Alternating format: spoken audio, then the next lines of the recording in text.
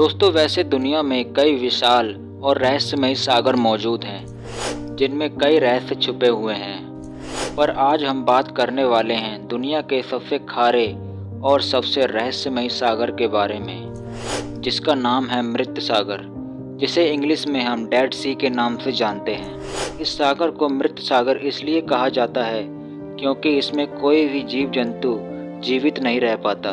इसका सबसे बड़ा कारण है इस सागर का अत्यधिक खारा होना। मृत सागर या डेड सी इजराइल और जॉर्डन देशों के बीच में मौजूद है।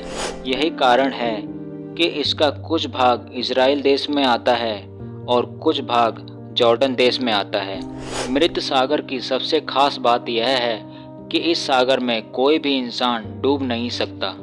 इस सागर में कोई भी इंसान या जीव जाता है तो वह पानी के ऊपर तैरने लगता है।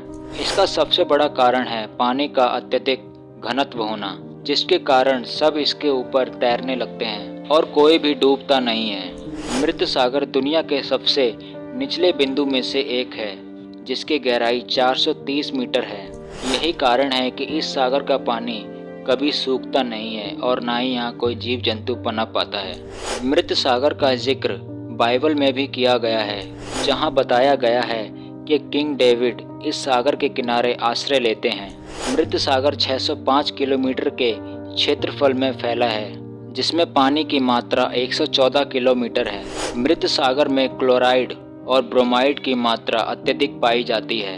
यही दोनों तत्व मिलकर पानी को अत्यधिक खारा बनाते हैं, जो शरीर की कोशिकाओं को संतुलित रखता है और जिससे कोई भी बीमारी नहीं होती। कुछ वैज्ञानिकों ने यह दावा किया है कि करोड़ों साल पहले मृत सागर समुद्र का ही एक भाग था और जो समय के साथ साथ समुद्र से अलग हो गया और अपने वर्तमान रूप में आ गया।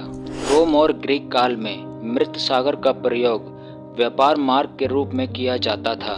मृत सागर के जरिए ही सामान को एक जगह से दूसरी जगह लाया और ले जाया जाता था।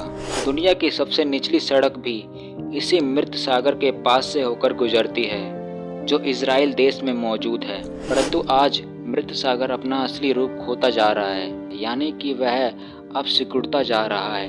कुछ रिपोर्टों और सर्वे से पता चला है कि मृत सागर 1 मीटर से भी अधिक रफ्तार से सिकुड़ रहा है।